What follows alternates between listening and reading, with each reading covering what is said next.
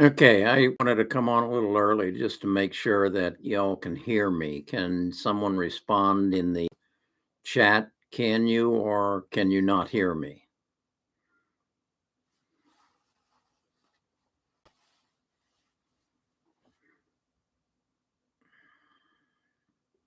Okay, so you can't hear me. Okay, that was the first challenge I had to get over to make sure that the technology is working and we can move forward from there. I'm going to wait, slow down at least for till 3 o'clock and or 4 o'clock, and we'll go from there. I anticipate this won't take much more than about 45 minutes, and I really appreciate the support that that you all have given me over the last 2 years, and now I think you need some support, and that's why I decided to do this live stream.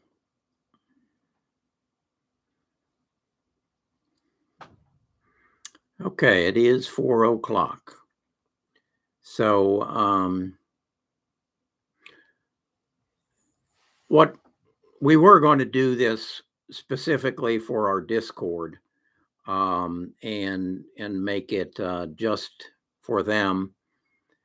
But I got to thinking that my purpose for this channel was to share my knowledge and to share it as openly and freely as I could, so that other people could benefit as I have from recognizing that I have a distinct privilege to invest in some of the best companies in the world, run by some of the smartest people in the world. And it's a distinct privilege. And it's been good to me and my wife. So we're good with it. But I realized as let me get some water. As I looked at how my viewers were reacting to this downturn in the market and how other YouTubers were reacting to this downturn in the market, that I'm just may be one of, I would guess, less than 10 YouTubers who have actually experienced both the dot-com bubble crash and the subprime crash. And I honestly compare it to when I lived in Illinois as a young boy, seeing and experiencing a tornado. As I live now in the South, I have not been on the beach when a hurricane came, but I can imagine the fear and the anxiety the first time you're in a hurricane. You don't know what to expect. All you know is all hell's breaking loose, and you just may not live through it. And I read into the comments and the interchange that I have on my Discord.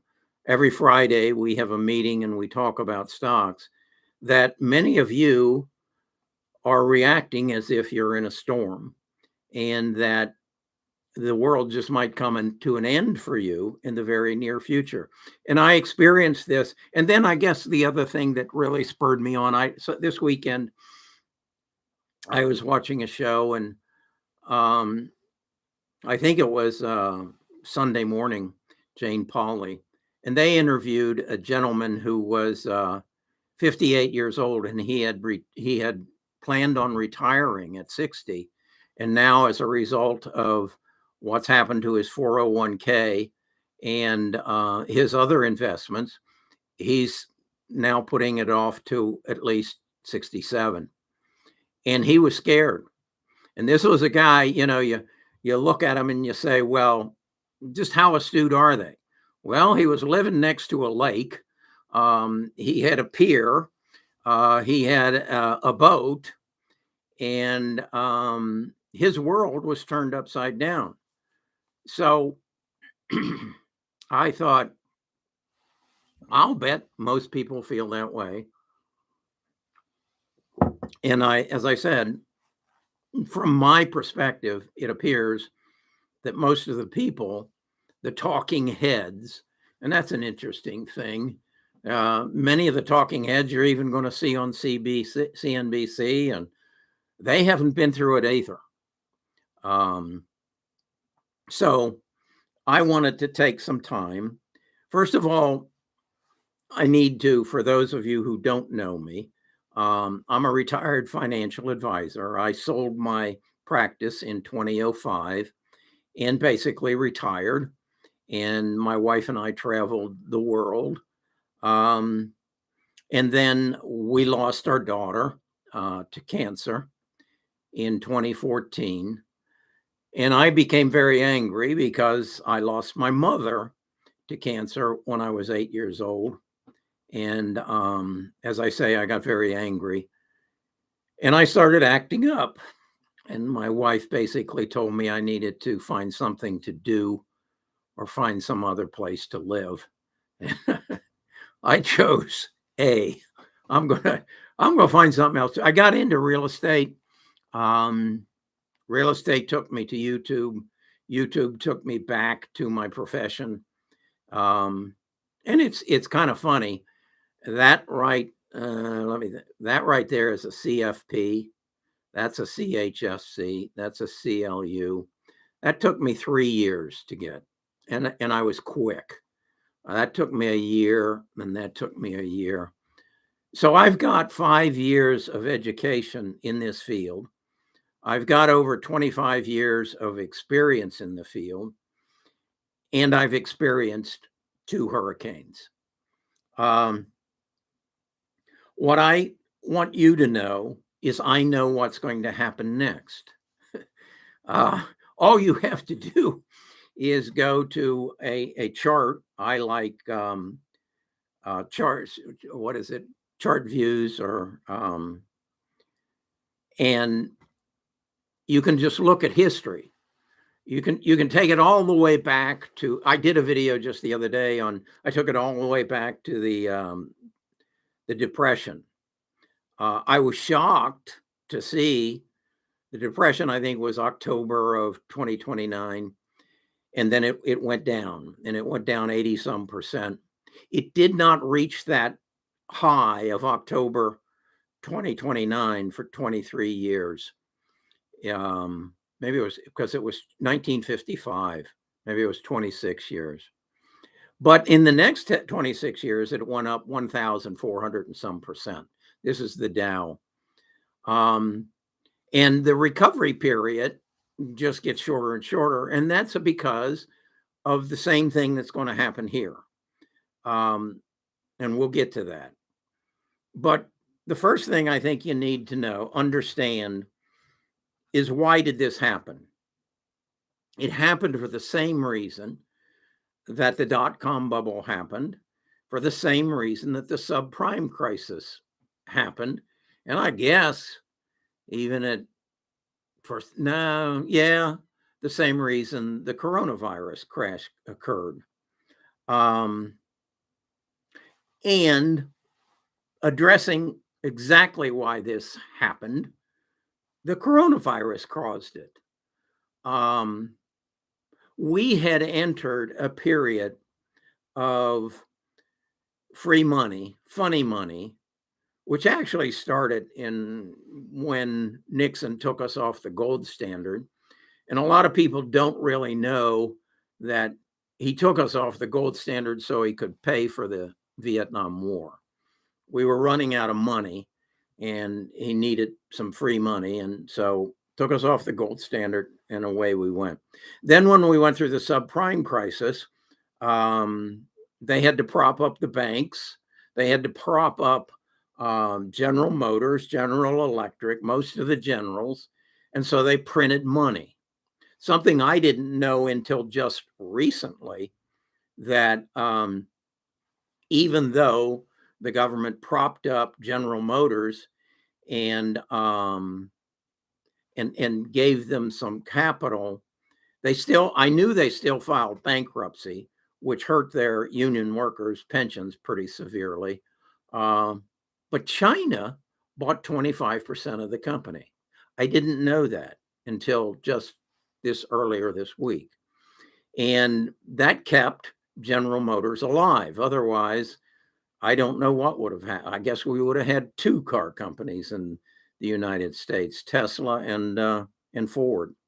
So the coronavirus basically taught us that our healthcare system was broken, that our supply chain was broken. I'm sure you all remember we could not get respirators. Hell, we couldn't even get those little masks because they came from China. And China said, no, we need them here. We'll give you some after we get done. And we couldn't get the ones that were of quality. So that happening, the government felt they had no choice. So they threw $9 trillion into our economy, which basically meant our money supply increased by 40%. To put that in perspective, in 2000, our national debt was $4 trillion. Took us 200 years, 220 years, whatever, to get to $4 trillion. By 2020, January of 2020, we had cranked it up to $20 trillion. Yeah, 20 trillion. And if you I hope you have seen my Trading Views charts. I have that green line in there, and it's fed by the distribution of money from the government. So that 40 trillion guaranteed one thing and one thing only. And that was inflation. Hyperinflation was coming. You can't increase the money supply by 40% and not expect a supply demand imbalance.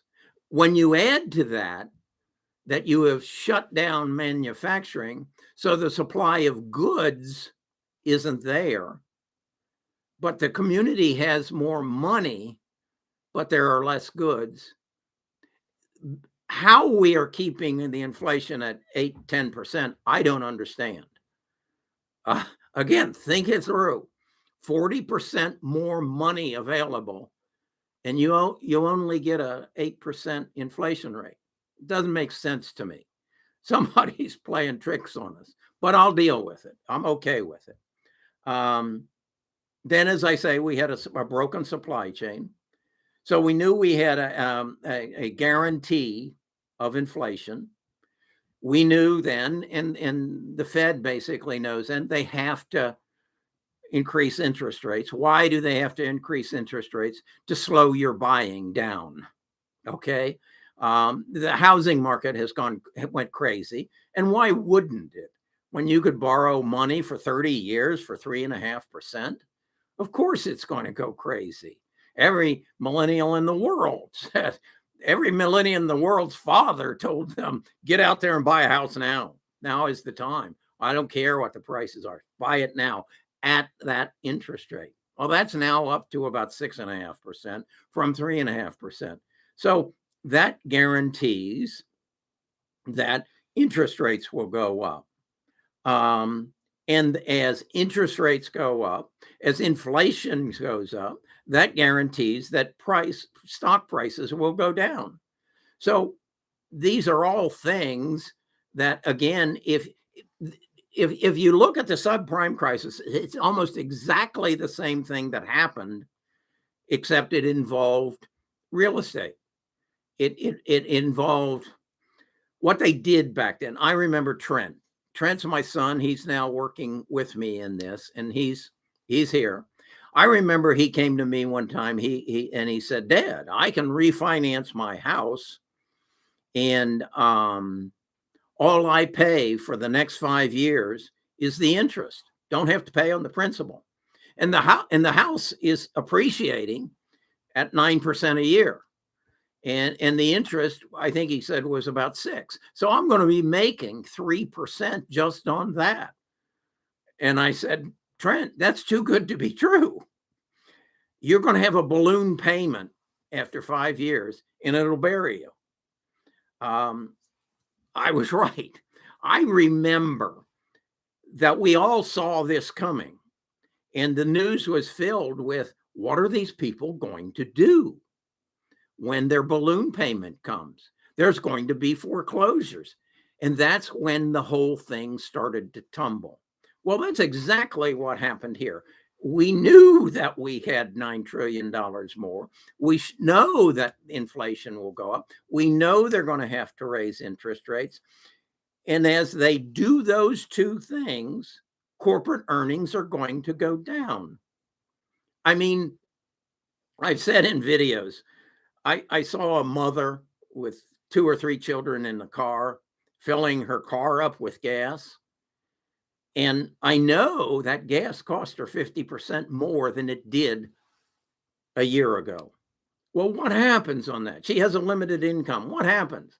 She isn't going to Walmart to buy shoes for the kids. That affects Walmart sales. That affects Walmart's earnings. So you can be guaranteed that earnings in this next quarter will go down, which will then guarantee lower stock prices as the market reacts to it. Now, I think the market already knows it, but the retail market doesn't know it. And the retail market needs to get flushed out of this so that we can get back to the real world. And if that includes you, I hope not. I hope this will help. What next will happen? Well, if you'll remember back in 2000, do you remember I guess it would be an acronym, a SPAC? Do you remember all of those?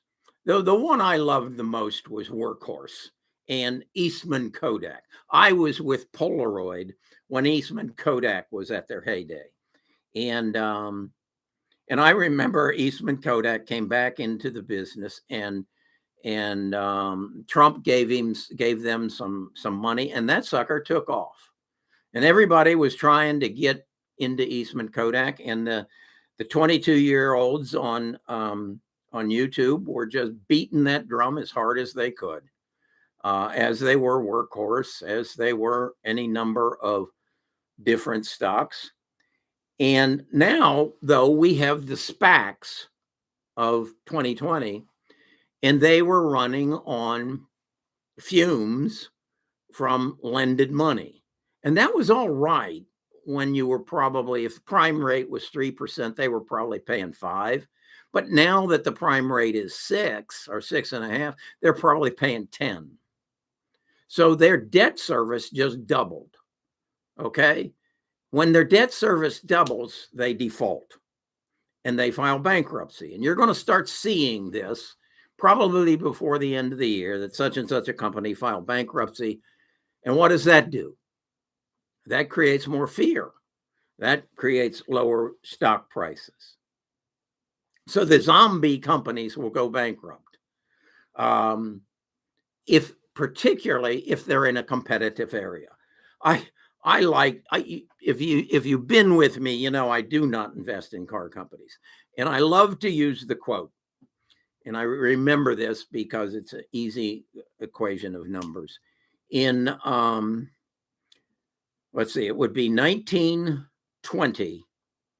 There were 1,900 car companies in the United States. 1,900 car companies in the United States. Now, you got to remember, all of General Motors started out as individual. Buick was a car company, and so they merged. But there were 1,900 car companies in the United States. Today, there's 3. Ford, General Motors, and Tesla. And I know 2 of them don't make any money. 2 of them are riddled with tremendous debt, tremendous pension programs, because they were founded in 1929, that they have I like to tell people about my Uncle Fred. My Uncle Fred graduated high school at 18 years of age in Cincinnati, Ohio, and went to work for General Electric. He worked for General Electric until he turned 1965. Of all the Grinkmeyers, the wealthiest one was Uncle Fred when he retired, because he had a magnificent pension and Social Security. And he had lived like a factory worker all his life. So car companies don't make money. I don't know how I got off on that. Zombie companies going bankrupt, we will see layoffs. When Wall Street Journal starts reporting layoffs, you'll see stock prices go lower. So what's going to turn this around? Well, what's turned it around every other time it happened, at least the two that I recognize, and that is the dot-com bubble. If again, you'll go to my Trading Views chart, that's when they started pumping $1 trillion a year into just printing funny money. That's when our debt was at $4 trillion. And by 2008, it was at $8 trillion. And by 2018, it was at $18 trillion. And by 2020, it was at $20 trillion. So in that 20 years, we averaged printing of money $1 trillion a year. Now we slowed it down. In fact, you'll remember Joe came out with a program of build it bigger and build better. And he asked for $3 trillion. And the Republicans said, no, we're not going to do that. Okay. I suspect we're going to have a change in power, at least in the House and the Senate, come November, because the economy, nobody likes what's going on, and there'll be a reaction to it.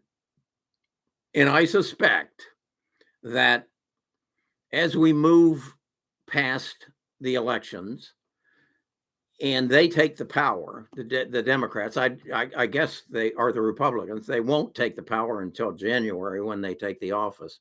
That's when the government will turn and say, we need to rescue this economy. And now I know you're going to tell me that that's not how Republicans react. Who was in office in 2020 when we put out $9 trillion? I think it was Donald Trump. And I think he's a Republican. And I don't think any of the Republican Party, and as far as that goes, the Democratic Party raised their hand and said, stop this nonsense. The real nonsense was 20% of what they put out went to fraud. They aren't, but I believe after the first of the year, after the changing of the guard, the government will step in and save it. Inflation will come down, and innovation will step in. What do I mean by innovation? We've been collecting data for 40 years. Think about this. Up until 1980, no, probably about 90, 92. If you went to the grocery store and you bought some groceries and put it on your credit card, the only people who knew that you went to the grocery store was your Visa card people, because they saw the charge come through. That's not true today. You've got a tracker in your car, a GPS, so Google knows you went to the grocery store. They know what groceries you bought. They know how often you go. If if you're trying, I had a friend who owned a liquor store. We have state liquor stores here, and he owned a non-state owned liquor store. And I said, Jerry, how do you make any money? How do you compete with the state owned liquor store? Because you have to buy your liquor from the state owned liquor store. And I said, do you get a discount? He said, no, I don't. He says, in fact, I pay exactly what you pay. And I said, then who buys liquor from you? He said, well, we're in a shopping center and we have a back door.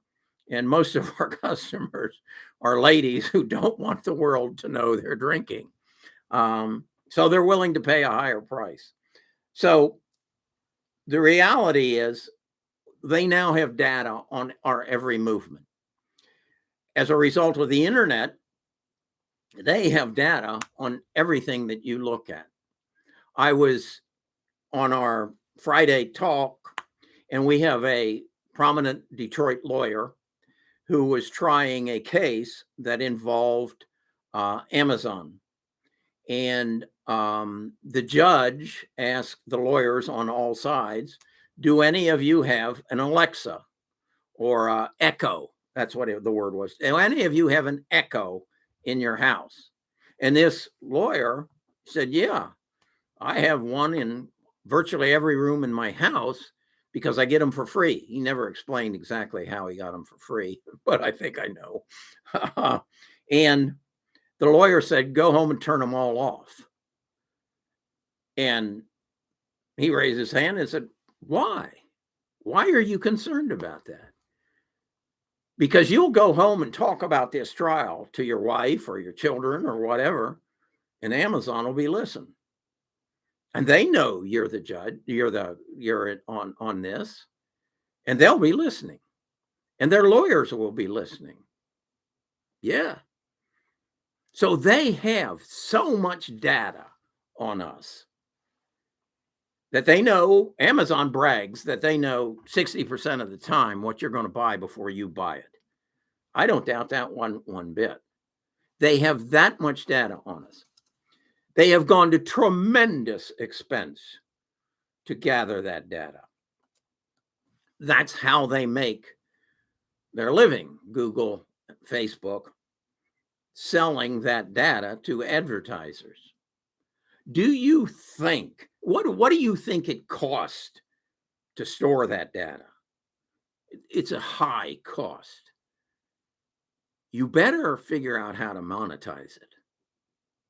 And I mean really monetize it. And that's what's coming. You need to understand artificial intelligence. I have one brain. I can only do one thing at a time. And sometimes I can't remember what I was to do next. Artificial intelligence basically takes my brain and jacks it up by 1,000,000 and sorts through that data and comes up with results and activity to make the owner of that data more money. Are they motivated to use that 40 years of data that they've gathered as they move from digital revolution 2.0 to digital revolution 3.0? Are they motivated? Hell yes, they're motivated. They see huge opportunities in front of them. The only thing that is going to hurt them, that they're worried about, and that they're going to suppress, is that you and I raise our hands and say, wait a second, that's our data. And if you're going to sell it, you need to pay me a commission. That will happen. That will happen. And it'll probably be the best thing that happens to Google, Facebook, Apple, Microsoft. Because once they give you an incentive to help them monetize your data, you'll help them more. Google gives you search for free, and they're extremely good at it. How often do you use Firefox or Microsoft's How often do you use any one of them? Because they are so damn good at giving you exactly what you want, and they give it to you free. Now, what if they create Google Prime and you promise you'll never use anybody else's Google or anybody else's search or YouTube or anything else, and they send you a check every month? How loyal will you be? That's what's going to happen. That's Facebook's problem right now. My grandchildren have no reason to be there. Help them pay their college debt off, and they'll find a way. They'll tell Mark what they want, and they'll share in their data, and that is what will happen. Now, a word that most people have forgot about is quantum computing. If you haven't read anything about quantum computing, do. Find out, get an understanding that what that does is take artificial intelligence and increase its ability by a factor of, I don't know, 1,000. So now decisions can be made more rapidly and more accurately as a result of quantum computing. And who owns? There's not that many quantum computers around. I know IBM owns one. I believe Microsoft owns one, and Amazon owns one. This is the world we're moving into. You aren't going to recognize it if you live 5 years from now. You know, we joke about kids don't know what a writer is, and they don't know what a dial rotary phone is. They've never seen a black and white TV. The world, and that was, we got our first black and white TV in 1952. And the neighbors came over to watch the channels. That's how it's going to change. Just the cell phone didn't exist until about, what, 20 years ago? Do you remember the big fat one you used to carry around? I never had one. Carry around in a car, weighed 25 pounds. Now there's more computing power in that, but that's where that's going from there. So I wrote a script here. And I will get to CRISPR and Beam. Deglobalization.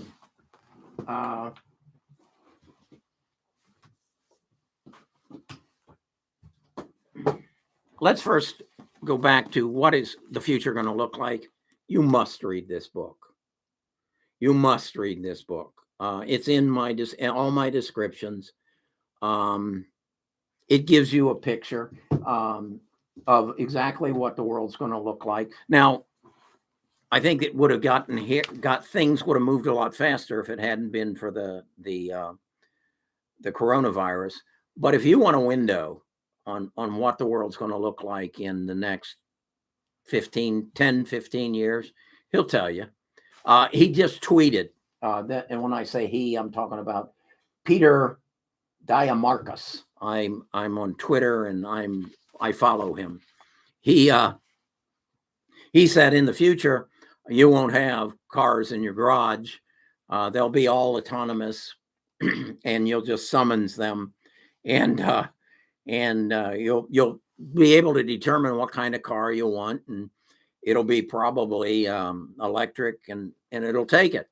And I've said this many times. I drive a BMW 535i, and Nita drives a Porsche. Although it's a 2004, she will remind you. But all in all, we've got $200,000 worth of assets sitting out there that are depreciating every day. I figure I spend about $10,000 a year feeding them gas, oil, service, maintenance, insurance. And then they take up approximately, I would say, 15% of the house of my space of my house, and I got to heat it at some level. And so when they can pull up and guarantee me I'll get rid of those cars immediately. At least all I'll have is a small car. No, I'll use the local. I'll keep a larger car that I can travel in. But I was mentioning this. The end of the world is just the beginning. Mapping the collapse of globalization. First of all, you got to understand what globalization means. Once the wall came down in Berlin and the Soviet Union fell apart, the world order became very peaceful. The Soviets were not really a threat to anybody. I don't know if they did it on purpose or it just worked out that way. They basically provided the energy for most of Europe in gas and oil, because many parts of Europe don't have gas and oil. So over those 40 years, Russia became the source of energy, and we are now seeing the consequences of it. I don't think it's far-fetched that if we don't stop Vladimir, he ain't going to stop. And I don't believe the United States wants to take that chance. I don't think that you and I would be favorable of putting us into a nuclear war. I just don't think we would. So what is your option? Don't go into a nuclear war. Take care of it another way. And I know you said you and I think that, well, the Russian people are against this. I would remind you that George Bush and Dick Cheney took us into Iraq to get weapons of mass destruction, and we killed somewhere between 450,000 and 1,000,000 Iraqis. Did we protest in the streets? Or did we just go upon our life and believe what they told us? The Russian people believe what they're doing is right. That was their land. That was their property. So don't think you're going to get a rebellion in Russia, in Moscow, to overthrow Putin. It ain't going to happen any more than you protested in the streets to get us out of Iraq. We killed, we destroyed Baghdad.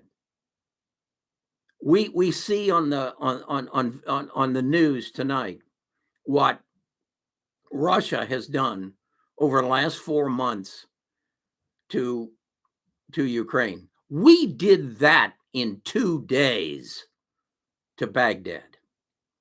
And our president stood on a aircraft carrier and used the words shock and awe.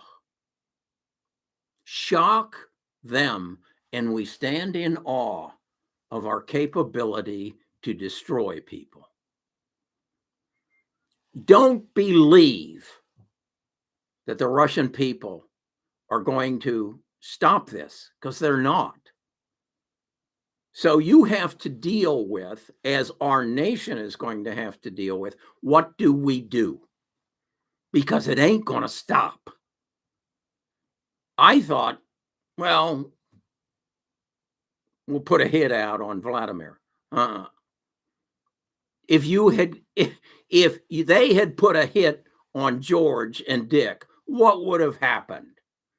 We just would have escalated it. It's going to go on. And we're going to have to deal with it.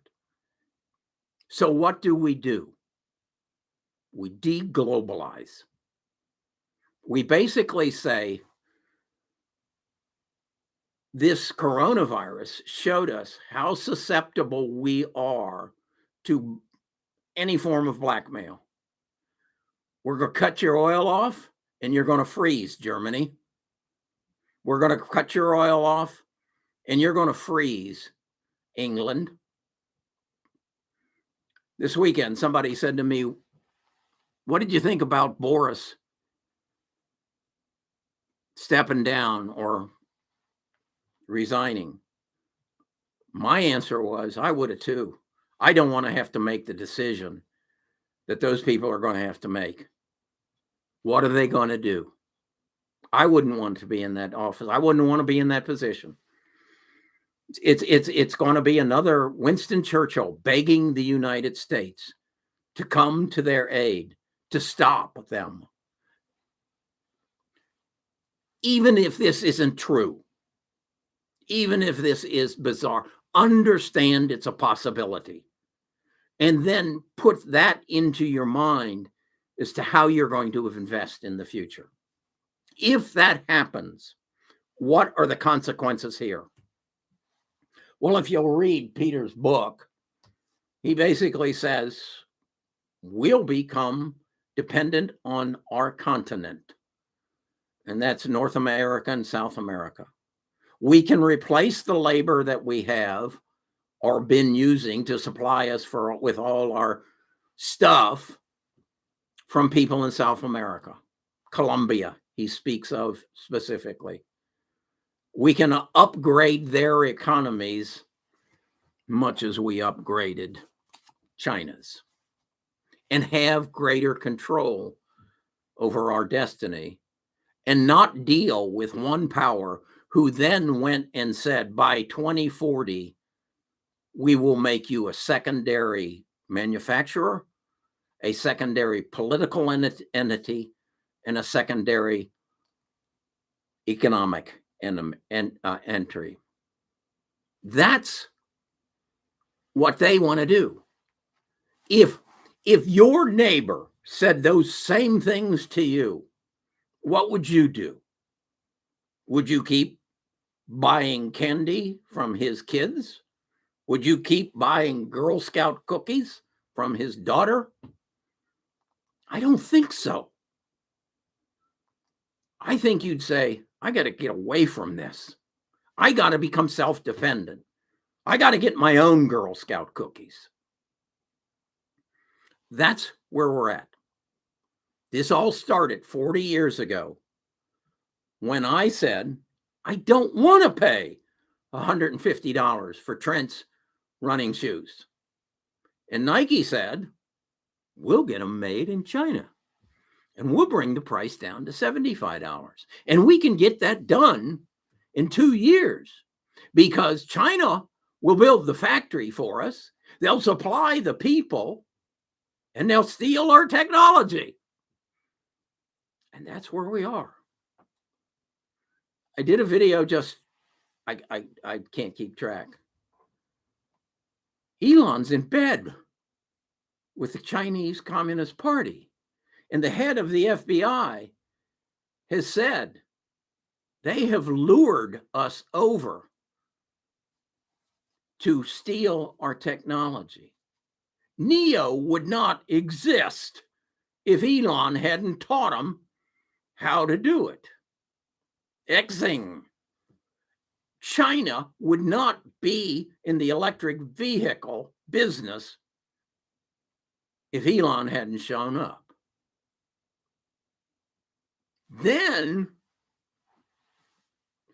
Elon goes and builds his plant in Germany, Germany is dependent on coal and has no oil or gas, and it all comes from Russia. And Germany has just been threatened from Russia, you do anything we don't like and we'll turn off the pipe and your people will freeze. Deglobalization. It's a fact. But on the other side of the equation, we have artificial intelligence.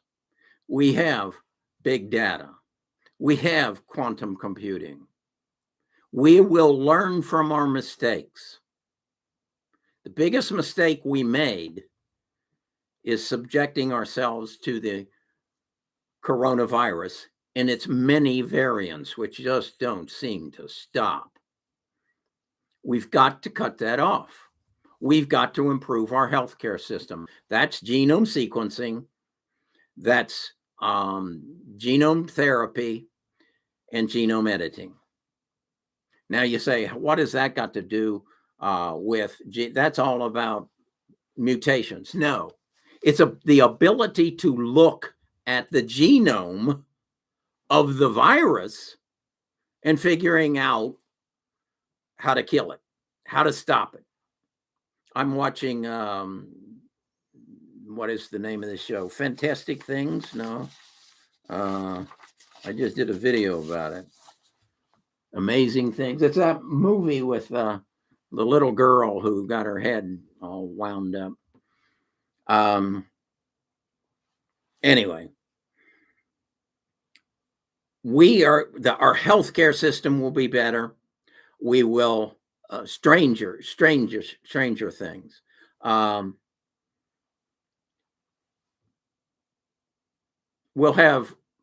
We know that we have to have better security.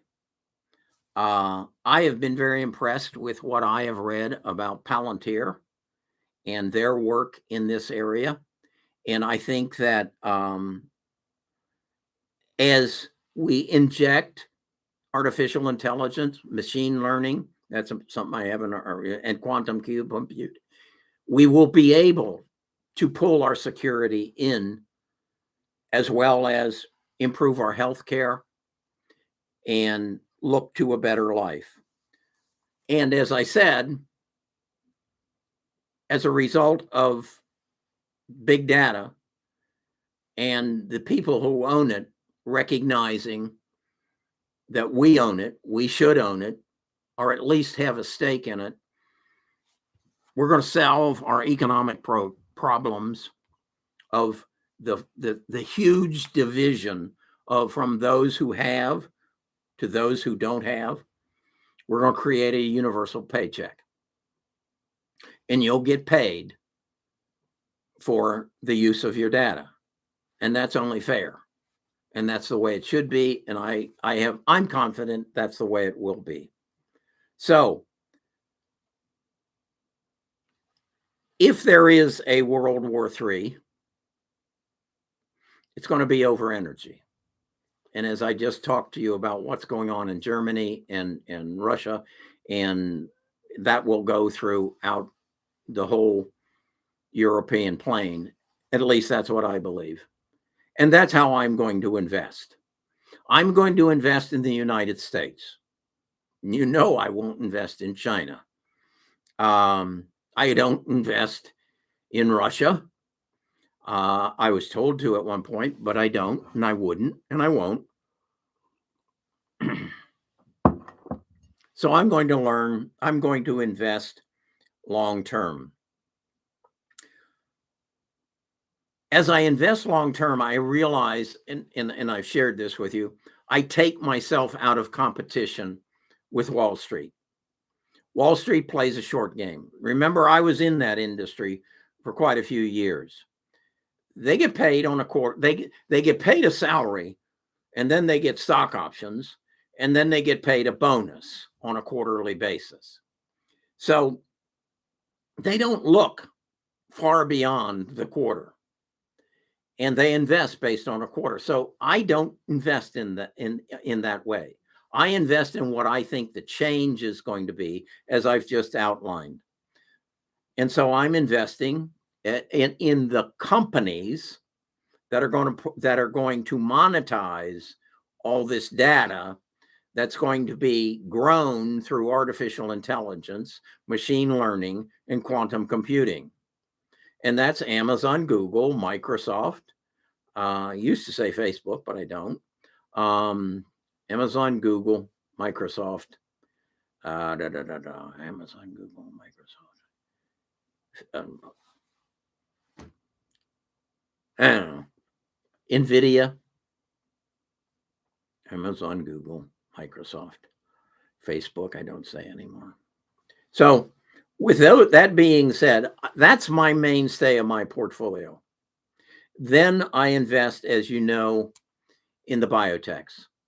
And I still believe that Editas, Beam, Caribou, CRISPR, Invate, and then on the sequencing side, Illumina and Pacific Biosciences. This is going to be bigger than the digital revolution because what's at stake is so much bigger. The digital revolution brought me Google, and it brought me an operating system for my computer, and then it brought me e-commerce, and then it brought me social media. But biotech is going to bring me life, and it's going to bring me the ability, Apple, thank you. It's going to bring me the ability to extend my life and to take the things that kill us out of our bloodline. Then all we got to worry about is spare parts. I love to draw the analogy that's what's happened to my car is going to happen to my body. When I bought my first car in 1962, it was a 1956 Ford, two-toned car, beautiful, beautiful car. Had a life expectancy of 50,000 miles. I don't know if it was planned obsolescence or it was the quality of engineering. I now drive a car that tells me when my tires get losing air. It tells me when I need to take it to the shop to get it worked on because it's being diagnosed as we drive down the road. That's what's going to happen to my body. It's going to be diagnosed as I move through my life. My body is currently diagnosed 24 hours a day from my Fitbit watch, which also means Google's watching my heart rate and will let me know if I have any issues. That's what I want to invest in. And then, as I say, there is going to be a tremendous expenditure on eliminating the things that kill us and then creating the parts that for replacement. Then beyond that, I believe that cybersecurity will become a very important. Supply chain will be moved back to the United States, and I might get back my desktop metals investment. As someone said something that I thought was very, very interesting. Let's say that you needed a ruler like this. It's a piece of, I don't know if it's aluminum or stainless steel or what. Somewhere they make these. They make them and they print the numbers on them. And they make them by the thousands and they put them in boxes and they stack them and they put them. And then when I need one, I go to Amazon and say, I need a 18-inch ruler, send it to me. And they go over and they send somebody over and collect it out of it and put it in a box and ship it to me. Well, what if instead of doing that, they just pushed a button on a computer and a 3D printer printed it on demand? Much as I wrote this book, I sent it off to Kindle. If you buy one, if you want one today, they don't have it. They don't have it. But if you put the order in, they'll have it by tomorrow morning because they'll print it. And if there's only one demanded, that's how many they'll print. That's, if you can do it with books, can you do it with rulers? Can you do it with microphones? I know you could do it with coffee cups. Hell, someone told me that there are 30,000 parts in an automobile. Is that, no, 300,000. And 30,000 of them right now can be printed by a 3D printer. So why would you build a factory to make rulers if you could put this ruler in an Amazon distribution center and print it on demand? Does that make sense? The printer doesn't have to have a retirement program. It doesn't have to have vacation time.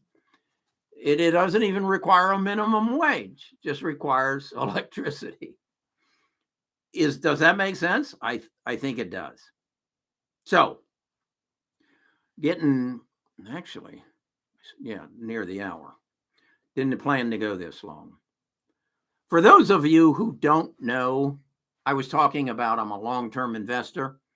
I've been in this program, and I know I can't beat Wall Street. I know I can't, because I don't own a quantum computer, and I don't have a Wharton graduate sitting over here advising me what to do. But I have a tribe. I have a group of people who have a similar interest in long-term investing. I get probably 5 emails a day. Look at this biotech company. What do you think of this? I've kind of stopped the people from sending me stuff on cannabis and things that I'm not really interested in. But I believe that if you want to succeed in investing, you need to work collectively. We have a Discord. We share our information. In that Discord, we have a lot of people who do not invest like I do.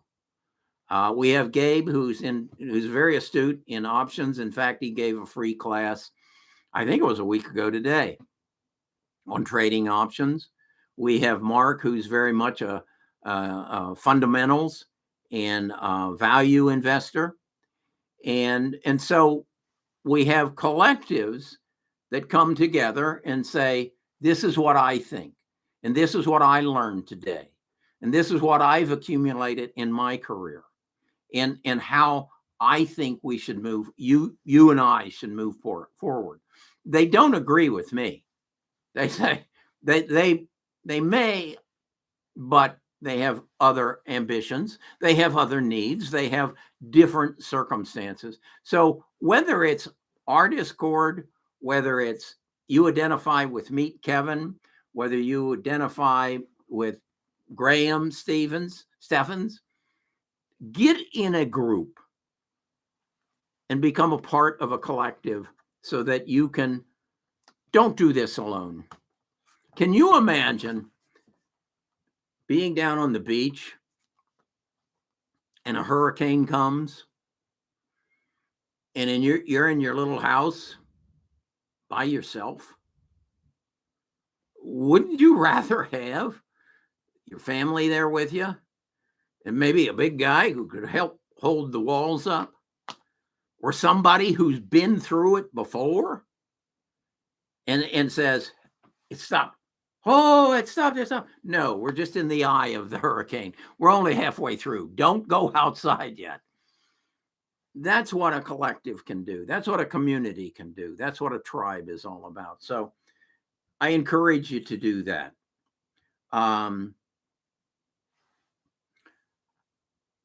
As far as our tribe is concerned, I've learned we're in the early stages of development. The other thing I've learned about this whole YouTube, this whole community,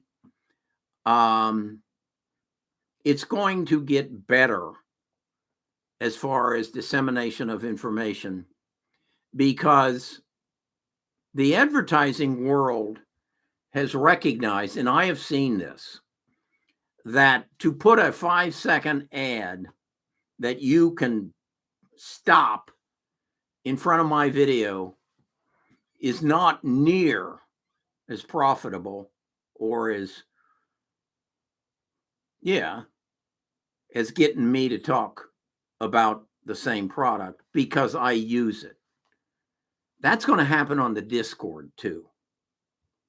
Eventually, the only reason we'll have a price on that Discord is to keep the bad people out, the haters.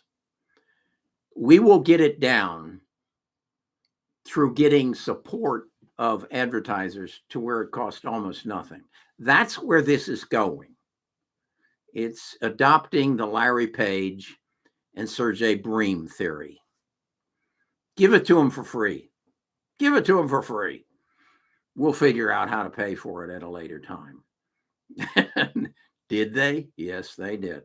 They figured it out. So that's where that's all going. Again, pick your battles. Invest long term. Also, find an area of focus that interests you, and then read. I shared with y'all that Audible. I use Audible. I'm dyslexic. If you ask me to open this up and read a paragraph, I couldn't do it. I can't do it. You'll notice I have difficulty reading from a script. I can't read. I fought my way through school. I mean, literally, I fought my way through school. But Audible has opened the world up to me. I'm halfway through this book, and the only time I open this book is when I go back. He told me this back then in chapter 8. Let me find it and let me read it, struggling to put it deep into my mind. Read. Pick your area, whether it's cannabis, whether it's energy. The energy world's going to get real interesting. Whatever it is, and then become a specialist in it. I like to compare it to Las Vegas. You go into a casino, there's only one place you should be going, and that's the place where it is not a game of chance. The stock market's a game of chance where it's rigged against you. But the poker table, that's a different story. That's a game of who's the smartest guy at the table and who's the patsy. And what was it I read? I met a guy who actually plays in the tournaments in Las Vegas. And I said, how do you determine who the patsy is? He said, oh, you'll know it. You'll know it within 5 minutes. And if you don't know it, it's you. and that's something to contemplate. Okay, let's see if that's what I got basically on. Yeah, they work on quarters, and that's what you should do. I want something that Trent and I are working on right now is we're going to put together a course on, it's going to be multiple levels on understanding how to invest. And we're going to start with what is a stock and what is a stop loss order and what is a limit order. So it's because at 77 3/4 years of age, I have 2 granddaughters and a grandson. And I think the most important thing I could leave them right now, but besides my money, is knowledge and how to invest in the stock market. Because as long as all you are, and don't take this wrong, is going to a job, your earning capability is a factor of how much someone will pay you, and the number of hours you can put into it, and the length of time you can endure doing it. That controls your income. Whether you're flipping hamburgers at McDonald's or you're doing neurosurgery, there's a big difference in the amount you get paid by the hour, but you are still limited by the number of hours that you can work. That's the power of investing. You aren't limited. I look at Amazon and I say, my limits are based on the knowledge of whoever Jeff Bezos replaced himself. My income level is only limited by how Tim Cook manages Apple. Okay? And if I'll do a little bit of research, not a little, a lot, and specialize in an area, now I've got an advantage. And then if I'll bring a community in that I can talk with and air my feelings. You ever notice I do this every morning? I have a thought in my head as to what I'm going to do a video about. And I sit down with Nita and we have coffee and a half of a muffin. And I turn the squawk box off and I start my video, my dialogue.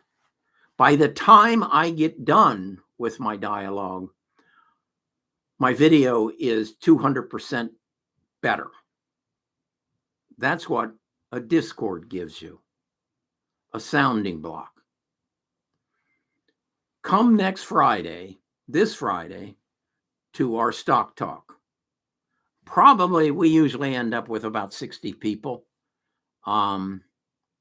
We get about 15 of them to talk, and they bring in new knowledge. We had a guy, trying to think of what his name was. He was from Belgium. He raised his hand and he said, I watched your video on Oracle, and you're talking about organizing your medical data so that if you get in a wreck in Cleveland, that the Cleveland Clinic can access your data on your health and every doctor you've ever been, and then every medication that you take, and every condition that you have. And they don't have it, but Oracle is working on it to make it happen. They bought a company and they're making it. And he said, we have that in Belgium. Our government passed a law on that about 3 years ago. And my data for everything in my healthcare life is available. And I have a code that I can access it. And every hospital that takes me in has a way to get to it. And that data is also available to researchers, not with my name on it, he said, but researchers to help extend your life from the knowledge acquired from my life. He said, we have that in Belgium. I said, really? I thought the United States of America was the leader in everything. We led the way, not in healthcare, apparently. I learned that by talking to a guy from Belgium. I have Bob from Ireland. He tells me gas over there is $10 a gallon. And they burn peat because they don't have oil and gas. And they get it from Russia. I don't know if they get it from ship. There's a lot of this world that we don't know about. Okay. Do you like Tesla, United E? United E, you aren't a regular on my channel, are you? No, I like Tesla. Well, I've driven a Tesla. I've ridden in several Teslas. I got nothing against the car. I like a manly car. I like a car that growls. And I know you could put a recording on it and it would growl. I enjoyed the drive. I mean, the acceleration is astronomical. It's like I drive go-karts on occasion, and I'll never get in a gasoline-powered go-kart again, because an electric car go-kart just is a whole different experience. And that's true in an electric vehicle. But Tesla, Elon's in bed with the Communist Party. And that's a third of his business. That was a bad decision. I could have told him that a long time ago, that they were there just to steal his technology. Now he's in Berlin. And as he said, the factory is just burning money. And now, when Vladimir says there is no oil, France or Germany, and do you think they're going to let, while the people freeze, they're going to let Elon run that plant? I don't think so. And I think we've already established that's not going away. So then I would ask you, I don't own a Tesla, but I go to a supermarket and there's probably 12 Tesla chargers there. And when I get out of my car, I see I'm sitting there reading a book. When I come out, they're still sitting there reading a book. When I go to Buc-ee's to fill up with gas, I don't expect to be there more than 5 minutes, unless I go in and get a sandwich or something. This is not a given yet. There's too many variables to say this is a given. So the message I want to deliver is, this has happened before. It will happen again. It is a temporary situation. Inflation is temporary. It was created by our government and the governments of the world throwing money at us. That created inflation. We all were quarantined into our home. Factories shut down. That created inflation. High demand, no supply. Interest rates going up. It will all be corrected. So it'll go away. If you then believe in artificial intelligence, big data, machine learning, quantum computing, and the power of this country to get things done, it's going to be wonderful from this point on. I see somebody from UK. David, I don't know. I'm concerned about what just might happen. Understand, in 1945, the United States basically said, we'll patrol the seas. We'll become the police force of the seas to create open trade. Now, they did that for a selfish reason. England or Europe had been destroyed, and they needed a lot of stuff. And our factories weren't destroyed. So we knew we could sell them a lot of stuff. And the price to do it was to have the best Navy in the world. And we do.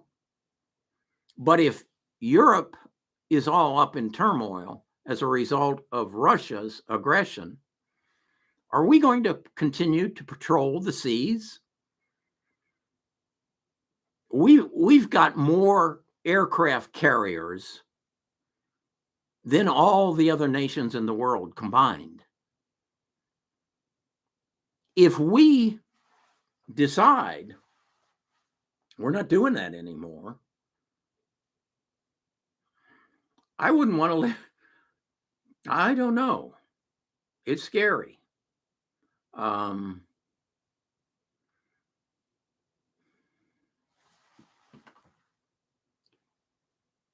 I see a comment from MS, something about debt. My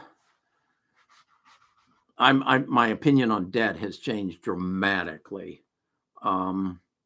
Debt is only a problem if you got to pay it back. Yeah. Debt is a problem only if you got to pay it back. And if somebody's currency is more valuable than yours, start following the value of the US dollar. Last I looked, it's worth a $1.07. That means it's 7% better than the basket of currencies that it's close compared to. When it gets down, that means somebody else's currency is better. Then debt might become a problem. Okay. More of a problem is, and I'm still trying to work through this in my mind, we have a trade deficit of $860 billion a year. Most of that's going to China. And we pay that in US dollars. So in other words, at the end of the year, actually it's on a quarterly basis. At the end of a quarter, we say, okay, how much did we buy from you and how much did you buy from us? And this last quarter, we came up with 86 billion deficit. And so I guess we had to send them a check. I guess we just printed some money and wrote a check on it. That worries me. I'm not sure how that's going to play out, except that I'm seeing, even though we thought oil wasn't going to be the commodity, we and Russia are basically the only two major powers who can produce more oil than we need. And that's going to create I think that I basically said in a video that Exxon was ripping us off, ExxonMobil, BP, and Shell. And they said they don't set the price on oil. Well, then who does? Oh, supply and demand. Really? How many gas stations have you been to lately that didn't have any gasoline? Supply and demand, they got all you want at $5 a gallon. Who sets the price? The guy who pumps it out of the ground is the guy who sets it the price. Who is that? That's ExxonMobil, BP, and Shell. Well, why are they ripping us off? Because they lost money. Their earnings per share in 2020 was a negative 76 cents. That's the first time that ever happened. The next quarter, they improved it and they got it down to something like a negative 15 cents. The highest it's ever been was in 2019 at $1.50 a share. You know what it's going to come in this quarter at? $2.50 a share. What? They aren't setting the price on it. No. And Joe's saying, we're going to put you out of business. We're going to eliminate our need for carbon molecules. And they say, oh, don't worry about that. We'll be okay. We make milk jugs. We make the plastic bags you put your leftovers in, or the sandwich you carry to work. How much do you spend a month on plastic bags and milk jugs? No, Exxon's going to get as much as they can out of their fuel as quick as they can. Also recognize, why did Sears fail? Why did Kodak fail? Why did Xerox fail? Because their CEOs were in their 60s and all they had to do was get to retirement. They didn't give a damn about what their CEOs were not the company founders. Why did Polaroid fail? I had dinner with Dr. Land, the founder. Once he died, the CEOs or the management was only interested in getting their bonuses and then checking out with their retirement plans. And once that happened, they weren't interested in digital photography. Do you know who made the first digital camera? Eastman Kodak in 1978. It was presented to their board of directors, and the board of directors said, "What?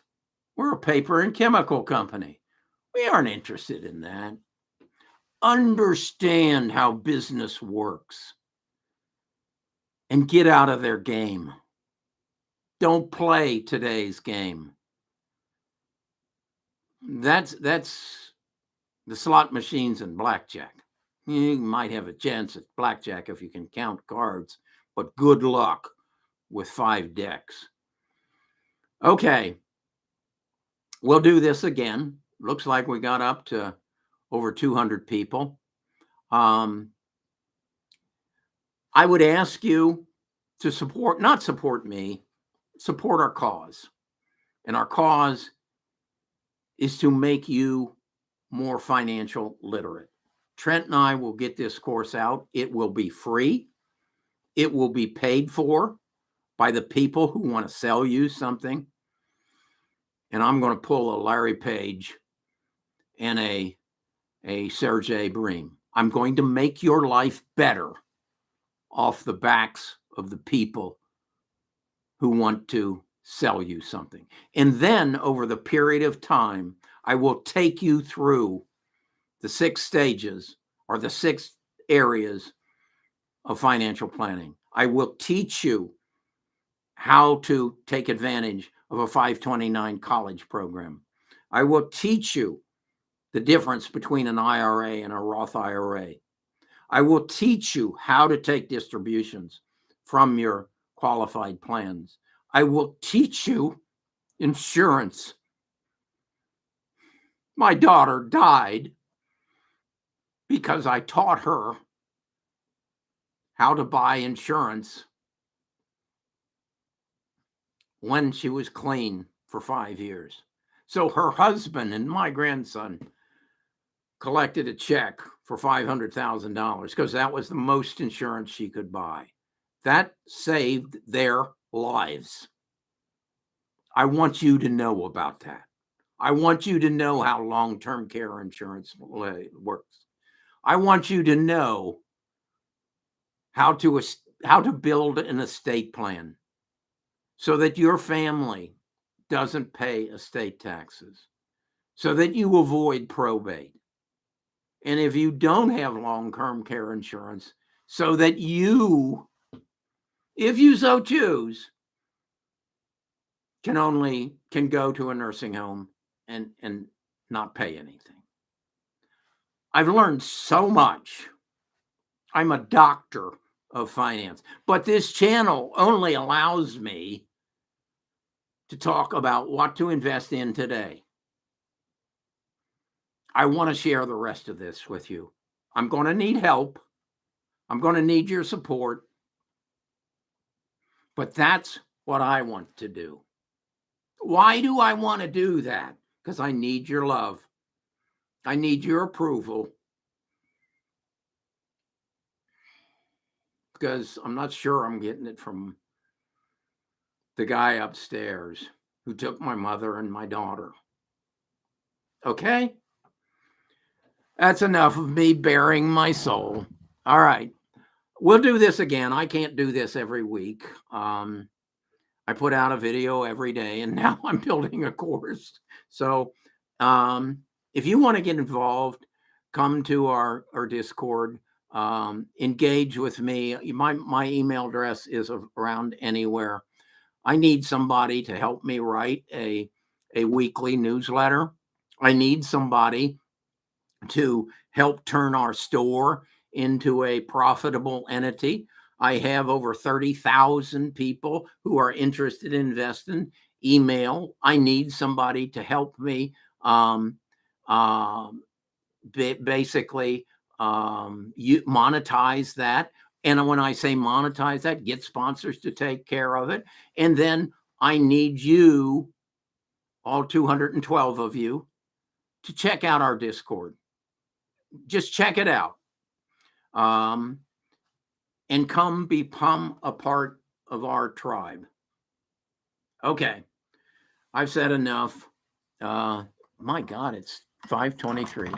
All right. I was planning to do this for a half hour. All right. Have fun. Hope to see all of you, or some of you at least, Friday at 3 p.m. at our stock talk. Talk to you later.